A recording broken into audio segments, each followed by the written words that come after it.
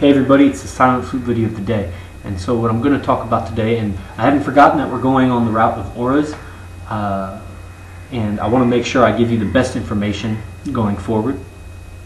And so as I complete my internal personal study of the chakra system, in addition to my external study of the chakra system, here's a message for you that I learned today as I was discussing actually my preferences in females with a few fellow students from the training event. And what came up was this distinction between preference and expectation. And there was a gentleman who is French, and so his English wasn't his first language, so to him expectation and preference was the same word. And I'm like, no. But I had never thought to look up the definition. So it's easy enough, you can look up the definitions. And I'm going to frame it in the context of yoga. So preference is having a liking towards one thing or outcome above others. So a preference, it's a personal liking towards one thing over others. An expectation is a regard for an outcome to be likely. Like you regard something to be likely. So for example, David, who's leading the event here, he does a morning chant. Every morning it's the same chant. It's a particular prayer from our lineage. And so I expect that tomorrow at whatever 7 a.m. when we officially start, some people arrive earlier like me and because I do extra stuff. But I expect that around 7 a.m. tomorrow, David's going to come and we're going to do the morning chant. I consider that outcome to be very likely. And if it didn't happen, then that would be odd. I would prefer him to do the chant on an A note instead of on a C note, the frequency of the voice. I prefer an A note over a C note. That would be a preference, And so in women, I prefer a particular kind of woman. She's soft, submissive, and nurturing, intelligent, and very health-oriented, and has a flexible body.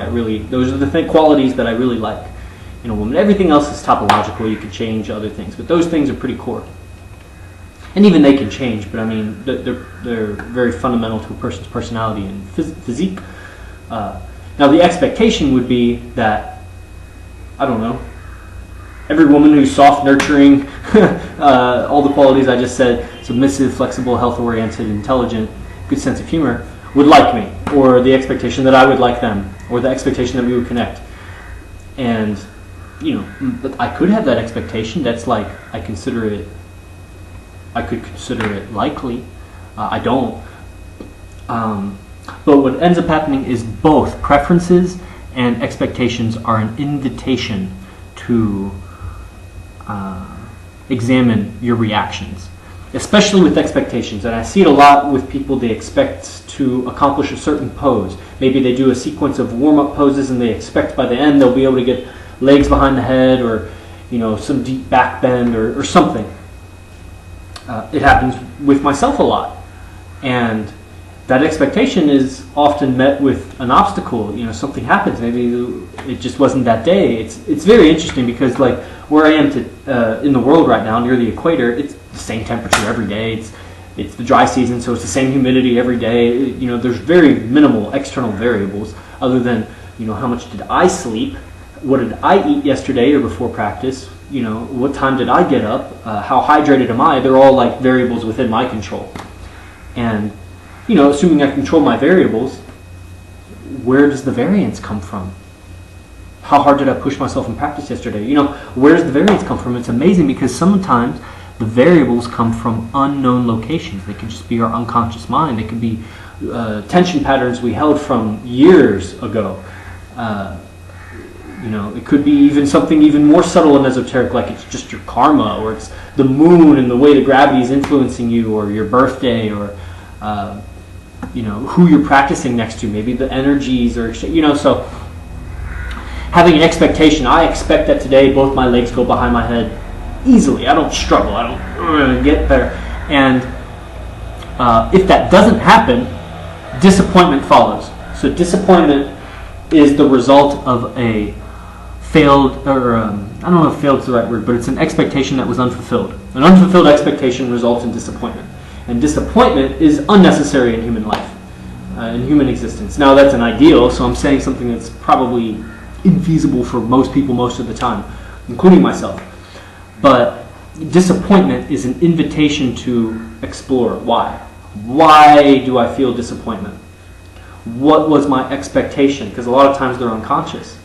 And so, but disappointment's a very obvious feeling. And, you know, it's very much results in a collapsing of the stomach, a lowering of the shoulders, kind of a forward movement of the head relative to the spine. And that's a disappointment. It's a closing off of our personal power, third chakra. So that's the next chakra we're going over is solar plexus. So a disappointment results in a closing off of the solar plexus. And why? What was the expectation? And was that expectation reasonable? Could it be better framed as a preference? Just I prefer that my legs go behind my head easily today, which is a bit easier to handle if it doesn't happen. Now, if it doesn't happen, again, it's an invitation to explore why was that my preference and how attached was I to that. So I see it happen to myself mostly in meditation. There's a level of depth that we can experience in meditation that some of us have probably touched on if we've dabbled in meditation, even if it's just something simple as like sitting and staring at a candle, or sitting up in bed when you wake up and just breathing, just focusing on your breath, or sitting quietly and just observing your thoughts, not trying to do anything with it, not visualizing anything, just sitting quietly. I'm not here to say that that's not meditation.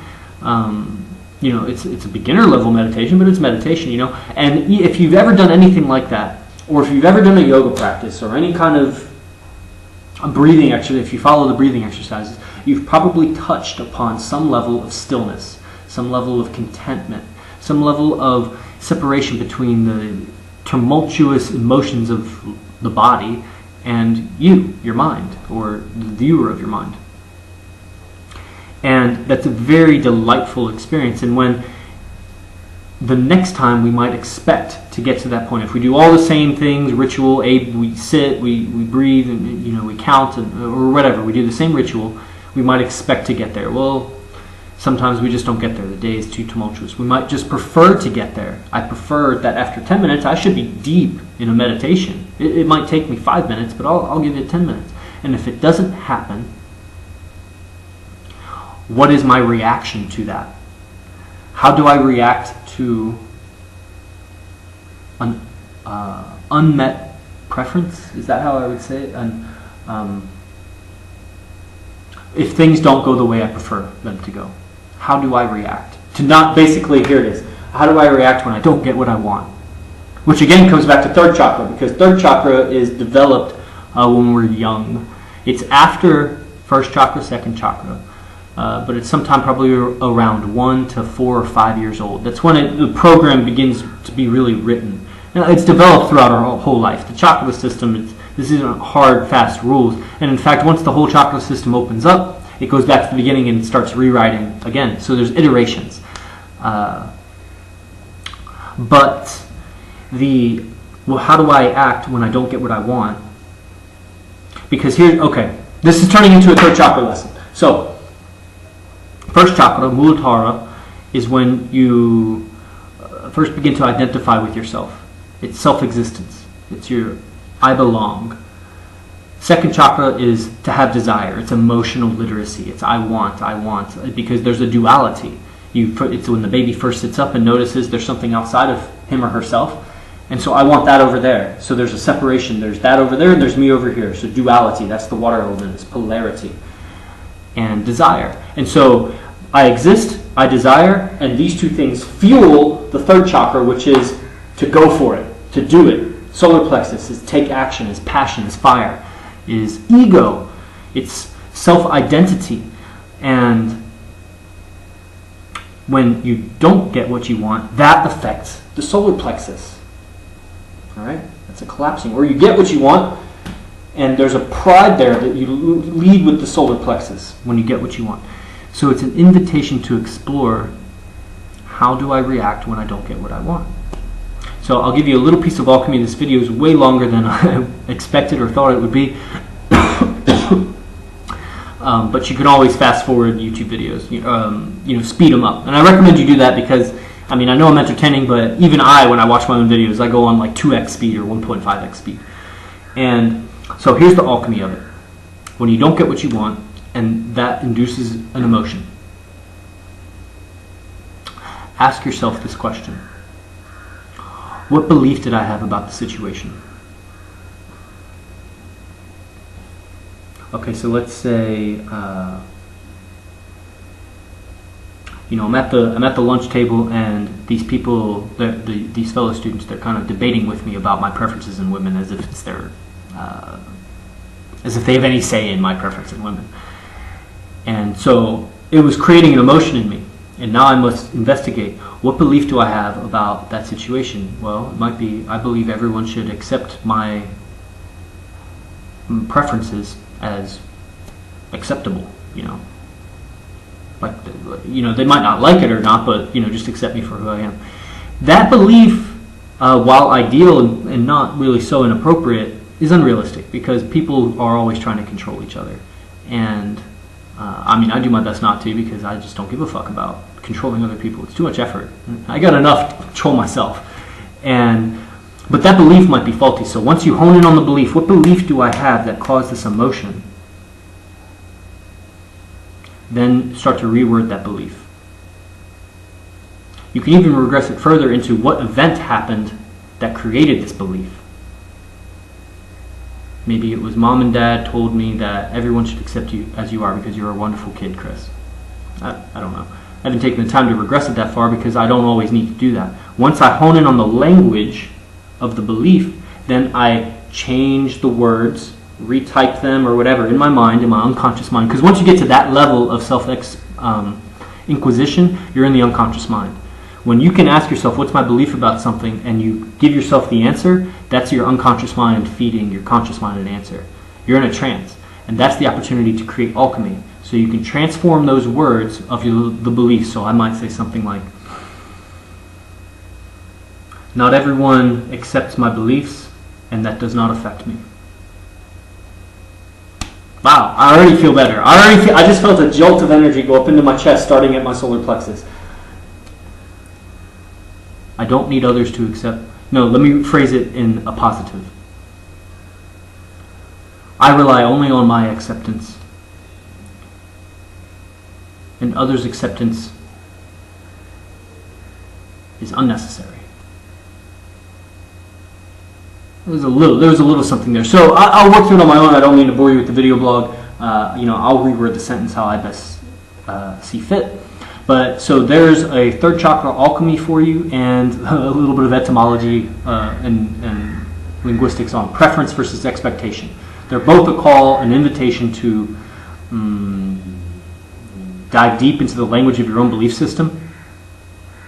And I would suggest that you work more with preferences than expectations. Expectations are, should be for hard, fast, logical things. I expect that when I open my phone it works, kind of thing.